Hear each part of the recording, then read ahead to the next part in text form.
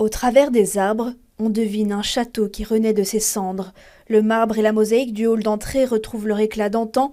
Laissé à l'abandon depuis 42 ans suite à un incendie, il a fallu 3 ans de travaux pour restaurer cet édifice de style néo-renaissance flamand construit en 1880. Il faut se documenter, essayer de comprendre ce que c'était, d'analyser par rapport à tout ce qui est au sol, ce qu'on peut réutiliser et en fait compléter par des éléments contemporains pour tout ce qui a disparu. Nous, on est intervenus récemment en essayant de remettre en place une toiture qui est probablement plus contemporaine qu'elle ne l'était. Une archéologie du bâti a dû être nécessaire pour respecter les parties classées de cet ancien relais de chasse appartenant jadis aux frères d'Ernest Solvay. Ce qui me séduit le plus, c'est le souci du détail.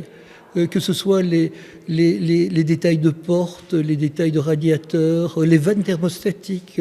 Comme ça, il y a plein de petites choses qui font la qualité d'une œuvre. C'est peut-être le plus beau jardin bruxellois et essayer de donner un rapport, une relation entre l'intérieur et l'extérieur, évidemment, c'est tout au bénéfice des occupants. En 1980, la région bruxelloise le sauve in extremis de la démolition.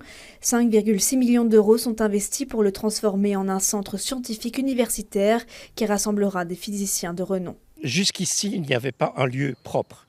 Et donc, quand il s'agit d'amener plusieurs groupes en contact, c'est mieux d'avoir un lieu qui n'est pas signalé comme appartenant à une université ou l'autre. C'est un lieu qui est remarquable au point de vue quiétude. Ce qui est prévu ici, c'est de continuer le gros effort que les physiciens ont fait depuis le début du XXe siècle. Le public sera invité à visiter occasionnellement le château pour des ateliers de vulgarisation scientifique ou encore lors des journées du patrimoine.